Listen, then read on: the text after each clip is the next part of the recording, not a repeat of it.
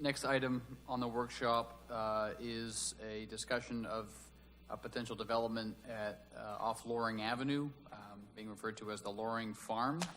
It's a residential development. I'll turn the floor over to Mr. Chamings, and I know the developer is here as well, so I'll turn it over to staff. Good evening, Mayor and councilors. We have a proposed project for Loring Farm that they're requesting a TIF and home funds, and a representative of the developer or the developer is here to do a presentation. So I'm going to welcome him up and start your presentation.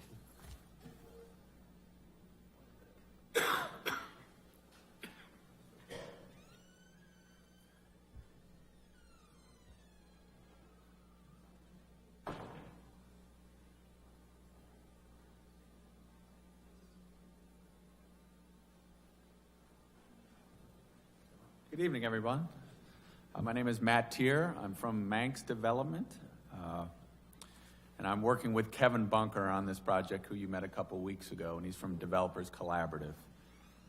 Just a quick little bit of background on myself. I've been in real estate development for about the last 20 years. I come from the market rate senior retirement community business, Highlands of Topsom, Highland Green and Topsom, Ocean View. In Falmouth, there are three of the big ones I've worked on over those years. Kevin is one of the leading developers of both tax credit projects in Maine at this time, both low-income housing tax credits and historic tax credits. We've been working together for about 5 years now, and when I first met Kevin, Auburn was one of the first places he brought me, and never in those last several years we've been looking for a development opportunity here in town, and thank you for taking some time tonight. Developers Collaborative and Manx Development, we focus on community-oriented smart growth projects. And what that means is we're not looking to build things out on the countryside. We're looking to build within existing neighborhoods, on existing infrastructure. We're looking to avoid sprawl, to have walkable, energy-efficient communities. Big part of this work, as you can imagine, is working with all the neighbors and the stakeholders in a community. So we spend a great deal of time doing that for all of our projects. And if this project goes forward, we look forward to doing that in New Auburn as well. Our goal is to create a really nice community that the local residents, the new residents, the local stakeholders can feel good about. And that's really what we're all about. Talking about LIHTC projects for a little bit, it was new to me coming from the market rate world, what a LIHTC project might look like and feel like. Matt, just if you use acronyms that the folks in the audience are at home, just so folks know the first time. Sure. A LIHTC project is a low-income housing tax credit. So that's one of the tax credits that is available from the Maine State Housing Authority. And I wish they would call it the moderate income housing tax credit, because that's really what it is, and I'll talk more about that in a second. But these can be very nice projects. The residents have jobs and they have income in order to pay the rent. The buildings do not need to be a lesser product either.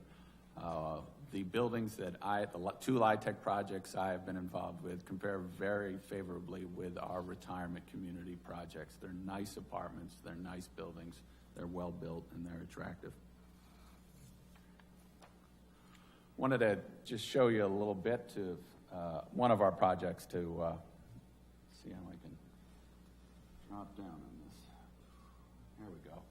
This is a LIHTC project we just completed last year in Topsom, just to give you a sense of the type of projects these are. This is the Androscoggin River, about 10 miles downstream from where we are today. In the background is Brunswick, and in the foreground is Topsom. And if you squint in the foreground, you'll see a building under construction.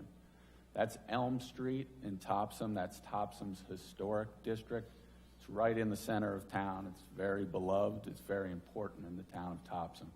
So when we undertook this project, again, it was very important to work with the town and the neighbors on this project. This is the finished product right here. This is 36 senior LIHTC residences. A couple other views. This is across the street from the Highlands Retirement Community. If you've been there ever, it's also across the street from the fairgrounds, the Topsom Fairgrounds as well. Spent a lot of time looking at local architecture and taking elements of the local architecture and putting them in the building. I think the town is very happy with the way this came out, filled up in about 3 months. And at this time, we're actually building a trail with the Brunswick Thompson Land Trust along the river through our project as well. So it's been a very positive, successful project for us. A little bit more about Loring Farm. This really sets up very well for development, we believe. It's in a very nice neighborhood with a lot of great amenities. It's close to downtown, it's close to open space and conservation land. It's very close to a school. It's very close to a bus line. These are all things that are key for scoring points on a LIHTC application to the Maine State Housing Authority. It's also very important things for people who might consider living there. It's a nice place to live. The topography of the area also sets up very nicely. If you look around, you can see where the development is in the middle. That sits in a depression from the rest of the property. You have the Houston Farm conservation area wrapping around one part of the property, and also open space along the homes on Loring Avenue. And so we can, of the 15 acres or so, we think we can conserve a significant portion of that property and also buffer it from the neighbors. Another small piece is we can connect in, hopefully, with the Houston Farm conservation land and do trail connectivity and sidewalk connectivity for this neighborhood to the surrounding neighborhoods as well. So we think those are all positive reasons to pursue this development. Just that it's kind of hard to see, but an aerial photograph, but if you look in, the red is the boundary of the property, and right in the top center is where the vast majority of the development would be in that open field. So you can see the wooded buffer to the bottom and to the left side, and then also a tree buffer and an open field to the existing homes along Loring Avenue. Just to quickly review the TIF request that you have in your packets, we're looking for a 50% credit enhancement TIF for 30 years. That will return the maximum scoring for the MISHA application, and also $250,000 in home funds to support the project. This would be a $3.8 million project, and we project that to create $81,000 of new taxes annually. Currently, the property generates $3,900 of taxes. We recommend that the city shelter 100% of the new tax increment, dedicating 50 of that to support the project and 50% to offset the cost of schools. I should note I have a great deal of TIF experience from Topsom, not affordable housing TIFs. The biggest difference with an affordable housing TIF versus our TIF in Topsom is this goes directly into the budget of the project. It makes the numbers work on the project on an annual basis. It does not go into the pocket of the developer. Can you explain that a little bit more for viewers as well? About the TIF structure and the difference? Sure. The affordable, there's credit enhancement TIFs and affordable housing TIFs. Affordable housing TIFs are much more dedicated to the specific purpose of creating affordable housing. So with a open credit enhancement TIF, a developer might be asked to build a new road or put a sewer in or do some other things on a laundry list. But over time, the tax increment that the developer receives, they decide how they're going to spend that after they've done that laundry list of things. In this case, it's very specific. It is not a check written to the developer. It's actually a check written to the management company that operates the housing community. The Maine State Housing Authority on an annual basis monitors and helps set the operating budget for each of these communities, and the TIF income goes into that budget. So it's not to the developer. Does that help? Yeah, thank you. So of the estimated $81,000 of new annual taxes, how does the TIF impact on this? And Kevin can come back in the future. He understands this backwards and forwards, so I'll put it into my simple speak. If there's no TIF, Just based on the state and county and aid to local education funding formulas, which you know much more about than I, the city of Auburn would lose $38,400 to that formula of the $81,000 of new taxes generated. $42,700 would be retained by the city. If there was no TIF, it's highly unlikely that we can move forward, and that is both because of the scoring that happens at Maine State Housing Authority and also just simply making the numbers work on a project like this. They are very tight. There is very little wiggle room in terms of the finances for these projects. With a 50% TIF, 0% of that money will be lost to the state and county funding formulas. That's because of the sheltering effect of a TIF. And $40,500 roughly will be retained by the city. So really, there's both ways you look at this, it really has no impact or downside for the city. It's about helping support a project and making the project work, and the city would reap about $40,000 of annual income both ways. Just quick wrapping up, what we'd like to do and have the opportunity to do here in Auburn is create some quality new moderate income housing for residents, preserve some additional open space around Houston Farm in this neighborhood, and to create that $40,000 of annual taxes that I just mentioned. So happy to answer any questions or however I can help. Can you talk a little bit more about sort of the process? I think Mr. Chamings will highlight after this topic another project that's being proposed. But the question that comes up about home funds, which I don't think the public's had defined tonight, but also the TIF and why Maine Housing, before they'll support projects, have an expectation of local support or local involvement. Yes, it's a very, very competitive process for the annual QAP, Qualified Allocation Plan, low-income housing tax credits. Probably about 20 to 30 projects go in every year. Maine State Housing Authority rewrites the guidelines every year, so there's different ways you can score. And so you know, and Kevin Bunker is extremely good at this, setting up a scoring matrix, going down it and say, what points can I get? How can I do this to make sure I have the best chance possible of getting funded? Because of the changes that were made just this past spring to the QAP process, we think this property, and Kevin thinks this property is going to score very highly, gives it a very good chance of success. Part of that chance for success is having the city or the town working with you to make it happen. Topsom, we got by 1 point a few years ago, but it was because the town was there with us, helping us out with some grants, and with the TIF. They passed really the exact same TIF that we're here asking for tonight. Those are all crucial pieces of making this happen. I think Kevin's put in LIHTC applications for 8 straight years, and he has at least 8 straight. I think he's actually probably has 10 or 11 projects that have received funding. Another question that I have, it's obviously a long-standing, fairly stable neighborhood, at least this particular section of New Auburn, long time. Single-family homes, there are some multifamily. There is, of course, a historic property at the entry to this property, which you hadn't discussed yet, but I think the public would like to hear the plans for. I had a chance to talk to our police chief about this project.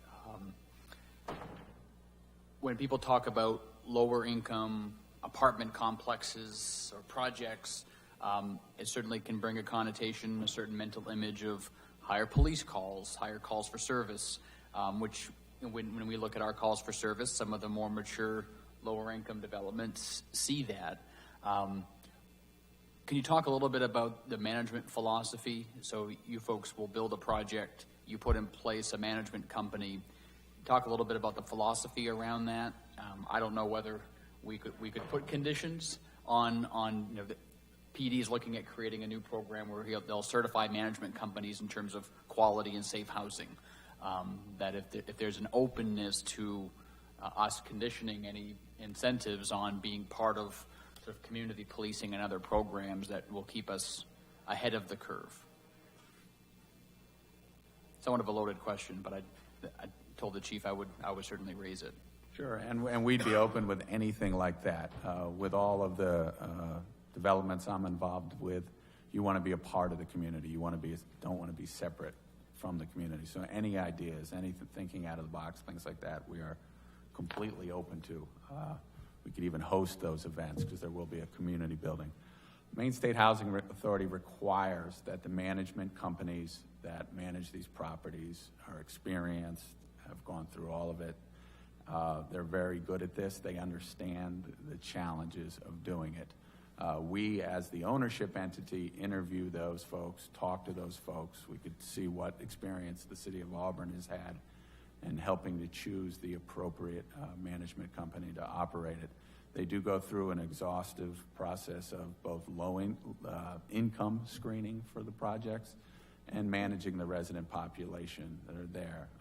We opened the River Landing project, and we had a challenging resident right off the bat, and it was difficult for all of us. But they managed it, they were proactive, and that person was moved out and replaced rather quickly. So I think it's coming from the arena I come from, you have to be very proactive in managing your communities, working with your residents, responding to your residents and your neighboring residents. So, I don't know if that helps. But Thank you. Questions from the council? Anything? I did have a question. I was looking at your study, or it relates to children in, I think you came up with 16.2, something like that, which I think is kind of very low and arbitrary. I think it's going to be a lot more like 25 or so in this particular one, maybe 30.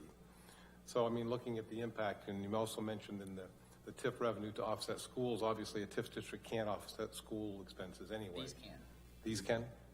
But if they do, we're still looking at maybe $200,000 in additional school expenses, offset with $40,000 in additional revenue.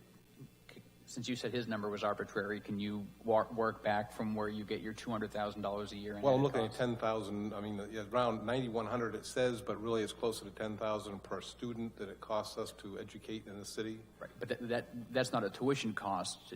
I'm not sure we. No, everybody looked at- uses that number right, when they're throwing it at us. of our total spending. But I guess the Right. question, because I'm going to antagonize you a bit before we antagonize the developer. Walton School has a particular capacity. I don't know it off the top of my head, but I think what you're getting at is, can Walton School absorb 15 to 30 kids? And that may be a question better asked to the principal and the superintendent about impacts rather than. Right, I've just seen impacts. When growth happens, we know that impact happens, and if anyone wants to deny it, they're putting their head in the sand. So I don't know that there's an offset there when it comes to. I think it's a little bit a legitimate issue, and certainly talking to the schools and the local schools would be the best way to get a sense of if they have excess capacity. If you're talking, maybe two kids a class over 12 years or something, is there existing capacity in those schools to bring in 2 or 3 children a class? That's the kind of thing you need to look at. The other thing we do is in our type of development, which is smart growth, is making sure those children and those families are living in an existing neighborhood where there's sidewalks, where they can walk to school, where they don't need to be bused, where the parents aren't driving back and forth 20 minutes to school every day in downtown. So that we're trying to get at that inefficiency of sprawl, in a sense, with our developments, but it's a legitimate issue. I don't disagree. So there will be we'll keep having questions. After this workshop, there will be a public hearing on the TIF, the TIF as well as the home funds. And I guess I'll look to staff if we can, in the next week or so, reach out to Katie, where this development would be in the Walton School neighborhood, just to see if they have some information about capacity there. Yeah, that would be. I mean, we need the workshop tonight because usually once it gets to an agenda item, we're not really allowed to workshop it. So we need to workshop it here if we're going to. Yeah, and I'll be first to say that we're trying to grow a city, and as much as I also want to see, Buford, McFarland, Skiabi Homes building single-family residential, which we don't have an impact fee for. I also want to have all income levels in Auburn because every other place in New England and in Maine is losing population and losing enrollment, and being a city that actually has population has value. So I'm not sure I would encourage the council to chase down every individual student, but that's just me. I'm okay with growing. Well, I just want to make sure we grow smartly, that's all. I mean, 'cause Well, it looks good, but I also think this project, when they sell or rent these, they're not all going to come in here with 8-year-old kids, and they're not all going to come in here with 14-year-old kids. So I'm going to guess there's going to be a lot that are going to have babies that are going to be 4, 5, and 6 years before they go to school. So they're not all going to. And there could be, easily be seniors as well, or folks who are empty nesters. There's Yeah, several. so I There's a do mix like of your units. number. I think 16 is a good number to work from. We might get to 20, but I don't think we're going beyond. Also, looking at the impact on the schools, you'd want to look at it incrementally rather than a full cost. That's right. So you wouldn't want to charge all the overhead of administration to one of the students or the students from this project. So it's what additional expense would be required of the school department to educate, to absorb those students. Had a little conversation with Director Chamings on, there's a lot of things you can throw into this thing that the city has to absorb as a result of these numbers of units. And it comes down in the end, I think, to do we want to have these, first of all, we're seeing a huge increase, 1,000% increase in taxes over what we get now in that property, even at the TIF. So, on that alone, it's a positive for the city. But it comes down to, do we, as the mayor says, we're trying to build a city, do we want to have high quality housing available in Auburn for workforce people? And I think we do. I mean, we have a lot of low income. It's time now we start taking care of and making moderate income housing available. Not everybody's going to want to buy a house, but they might want a nice place to stay. So, I'm familiar with that project in Topsom, and it's first class. And I have no reason to doubt that this developer has the ability to offer a good product. So I saw that as well. The 16 students, I had the same concern. I thought that was a little low. So anyways, I think you start throwing in rescue calls and police calls and public works going through there, and and all the infrastructure support, it starts to add up in a hurry. But in the end, we end up with a very nice project. And is there interest from the council with Chief Kroll's concern about looking at language we might include to ensure that the management company is proactively involved in any housing certification or rental unit certification program we have to ensure we manage calls for service? certainly a good idea to be proactive from the very beginning, absolutely. I asked for interest, not that you would vote for it, but that if there's consensus, maybe we ask the developer to talk with staff and the chief to offer language they may feel comfortable with. And if the council doesn't want to do it, I just think this is a chance where we have a developer that I've certainly seen their work and have a ton of respect for. But these are projects built for 90 years, and who's managing that in 10 years or 20 years if the TIF, if that operating subsidy is contingent on a certain commitment to being part of community policing, it's a way to manage some of those costs on the public safety side over the long term. So I just wanted to throw that out. The other concern I always had too, and I'll give this, the last time a project like this came up, I brought the same thing as the housing stock in the city, and how many empty vacant apartments do we already have that are continuing to be vacant and unrestored and unused and just crumbling away, and we're putting all of our efforts into new housing. Same argument I made with Spring Street. We're just going to continue to ignore those and just build new. Well, you could certainly, and I'd be happy to help you, to initiate an agenda request, and we could look specifically at our downtown TIF district, which could create its own incentives, because what I hear from those same property owners is, why aren't you giving me an incentive? And the fact is, we could give them incentive, but this council's never acted to create such an incentive. So it's not pick one or the other. If the council wants to say, how many vacant units do we have, and want to give a staff directive to, get 25% of those a year back into production over the next 5 years, we can give staff those tools, but the council has to raise their hands to want it. So it doesn't have to be one or the other, but it is a separate discussion.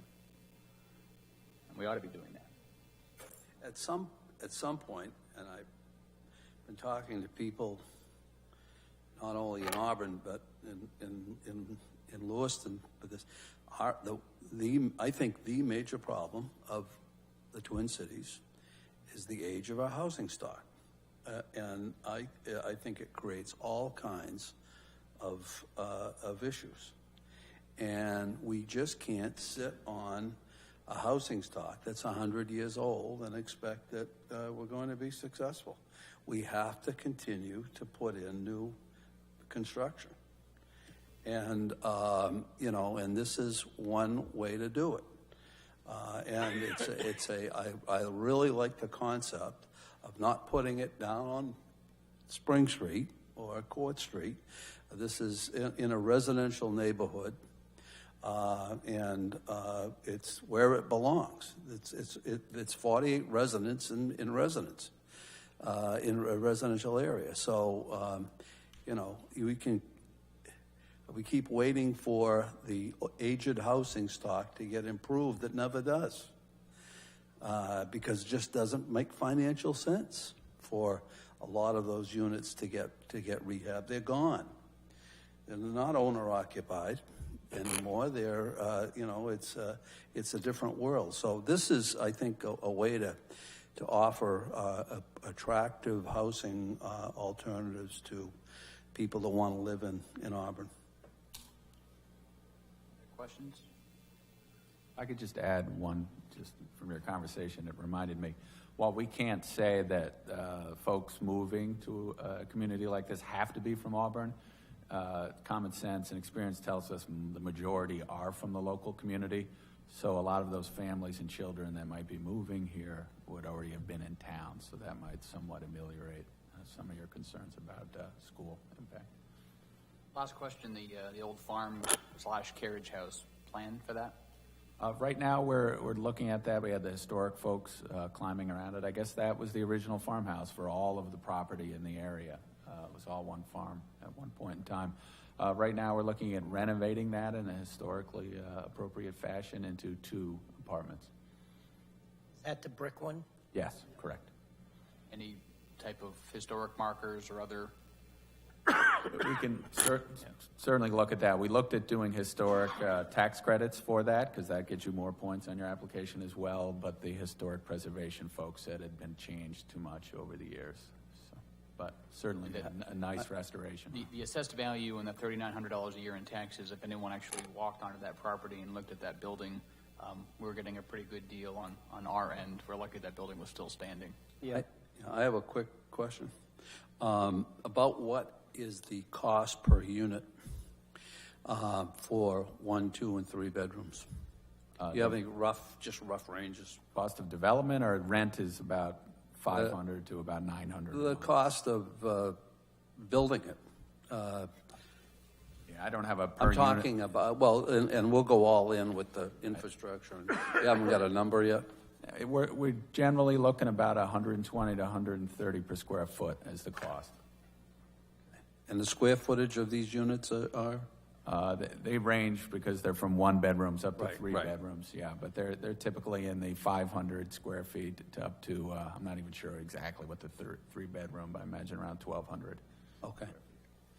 And in the you guys included your draft project budget, which I'm very appreciative that you guys put that stuff out there. I think it gives a chance for the public to see where the costs are going when these projects, an important fact to share, and you can certainly speak more to it, but this comment and question came up with the Spring Street project originally, about, you know, the role of credit enhancement or TIFs, and Main State Housing as part of this is very careful about what developers are allowed to walk away from for profits or developers' fees.